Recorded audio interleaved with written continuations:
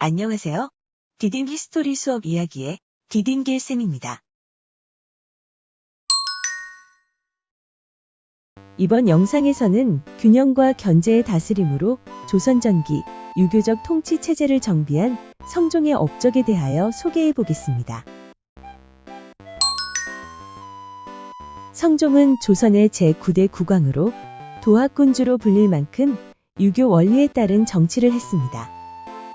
1469년에 예종이 갑작스럽게 사망하고 그 아들이 아직 어리자 자성대비가 한명회와 신숙주 등의 대신들과 의논해 요절한 의경세자의 아들 중에서 형 월산군의 몸이 허약하다는 이유로 둘째였던 성종을 왕위에 올렸습니다.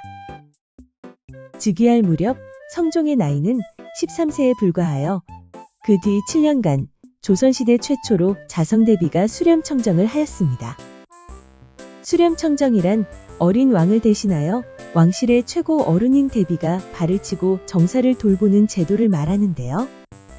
자성대비는 성종에게 정권을 넘겨주기까지 사사로운 욕심보다는 왕실의 어른으로서 나라의 안정에 기여했으며 왕의 결정을 존중하고 국가의 존망을 우선적으로 생각하였습니다. 성종은 20살이 된 1476년 성종 7년에 이르러서 비로소 친정을 하였습니다. 그러나 그는 세조 왕위 찬탈의 전철을 밟지 않을까 걱정하여 이 시에의 난을 평정한 이후 병조판서와 영의정을 역임하면서 명성이 자자했던 구성군 이준을 유배시키기도 하였습니다. 1474년 성종은 아버지 덕종을 회관왕으로 추봉하였고 첫 번째 왕비였던 공예왕후가 1476년에 아들이 없이 죽자 후궁이었던 판봉상시사 윤기견의 딸 수기윤씨를 왕비로 삼았습니다. 그러나 계비가 된 윤씨는 원자를 낳고 왕의 총애가 두터워지자 여러 다른 빈을 투기할 뿐 아니라 왕에게까지 불손하게 하는 등 국모로서 부덕한 일을 자주 일으켰습니다. 윤씨는 1479년 왕의 얼굴에 손톱 자국을 낸 일로 폐비가 되어 친정으로 쫓겨났으며 1482년에는 사약을 받고 죽음에 이르렀는데 이는 뒤에 갑자사화의 계기가 되었을 뿐 아니라 연산군이 실정을 일으켜 폐위되는 비극의 원인이 되기도 하였습니다. 자성대비가 수렴청정을 하던 성종 6년까지는 한명회 등의 원상이 전국을 주도함에 따라 왕권이 미약하였는데요.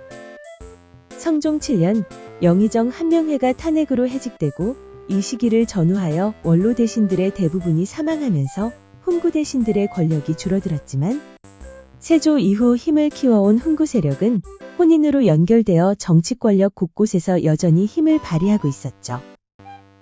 이에 성종은 언론을 활성화하여 훈구 세력들을 제압하고자 하였습니다. 사헌부와 사간원의 비판 기능을 되살리고 집현전을 계승한 홍문관을 설치하고 경연을 다시 열어 자문을 담당하면서 언론 기능을 맡게 되어 사헌부, 사간원과 함께 홍문관을 묶어 언론 3사라 부르게 되었습니다. 유학과 학문의 깊은 조예를 가지고 있었던 성종은 경연을 통하여 더욱 유교 원리에 충실한 도학군주의 면모를 갖추게 되었습니다. 그리고 여전히 세력이 굳건했던 훈구 세력들을 제압하기 위해 성종은 자신의 세력을 키우고자 하였는데요. 그것을 위해 성종은 1484년 성종 15년경 이후에 김종직과 그 제자들을 대거 홍문관과 대간에 등용하고 언론 활동을 장려하였죠. 김종직은 고려 말 조선 초의 성리학자였던 길제의 학풍을 이어받은 학자입니다. 고려 말 이성계의 역성혁명에 반대했던 온건개혁파들은 건국 세력에 패하고 낙향하여 후진 양성에 힘썼는데 그중 대표적인 이가 정몽주와 권근의 문화에서 배운 길제였습니다. 길제의 학풍은 그의 제자인 김숙자로 이어졌고 그 학풍을 이어받은 이는 그의 수제자이자 아들인 김종직이었습니다. 김종직은 세조 때 과거를 통하여 벼슬길에 나아갔지만 자팍을 장려하던 세조의 정책을 비판하다 파직되기도 하였으나 이듬해 복직되어 지방 수령으로 근무하면서 후진 양성에도 힘써 그를 따르는 무리를 중심으로 하나의 세력을 형성하게 되었습니다. 성종은 이러한 김종직을 중앙으로 불러들여 홍문관을 비롯한 주요 관직에 임명하였고 그 시기에 그의 제자들 중 과거에 급제한 사람들이 많아지면서 이들 중 상당수는 언론 3사, 특히 홍문관에 자리 잡았는데 이들이 바로 뒷날 살인파로 불리는 세력으로 발전합니다.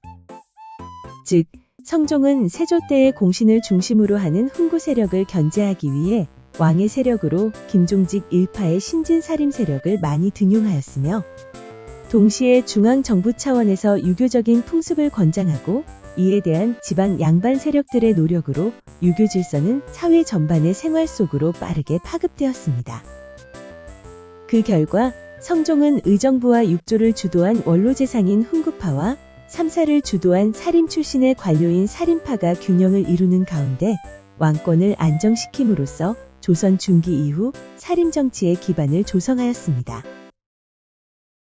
한편 1470년에는 세조 때부터 실시된 직전법으로 인한 토지의 세습과 겸병 및 관리들의 수탈을 방지하기 위해 관수관급제를 실시하고 국가에서 경작자로부터 직접 조를 받아들여 관리들에게 현물 녹봉을 지급하였습니다. 성종은 편찬 사업에도 관심을 기울여 세종 때 시작한 국조 올해이의 완성을 보았고 세조 때 시작한 동국통감도 마무리되었으며 동국여지승남, 동문선, 악학괴범이 간행된 것도 이 시기였는데요. 동국여지승남은 법전인 경국대전 그리고 역사서인 동국통감과 더불어 조선 성종 때 이루어진 편찬 사업의 대표적인 성과로 평가되고 있습니다.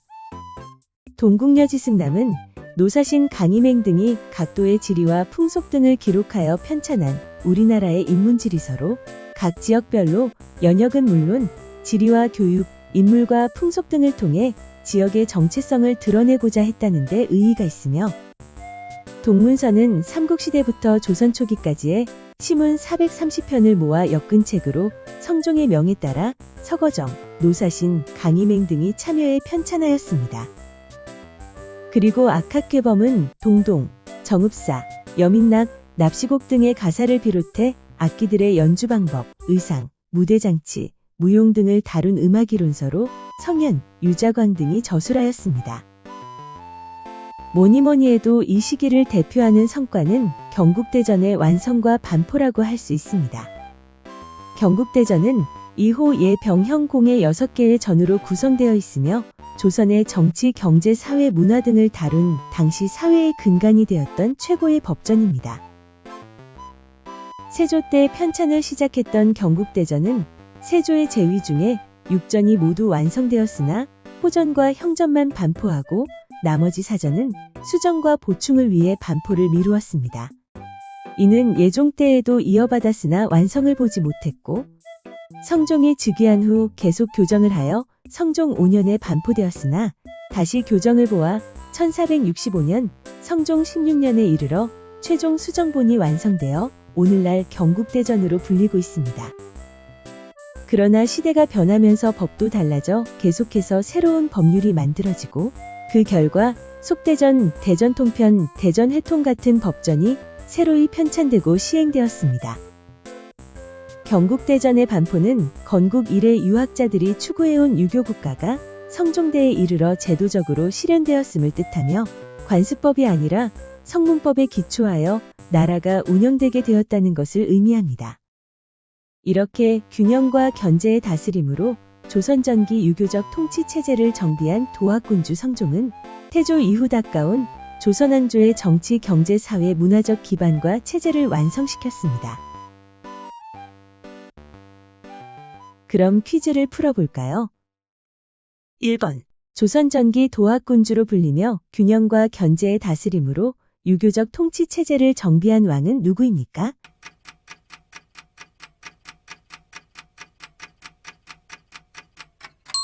네, 성종입니다.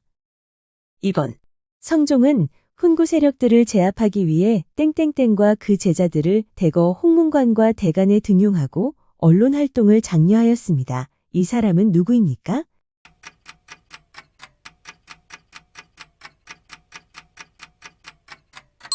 네, 김종직입니다. 3번.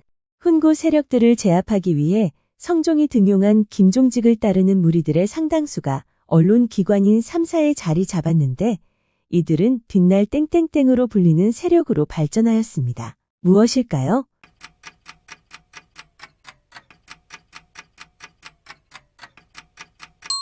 네, 살인파입니다. 감사합니다.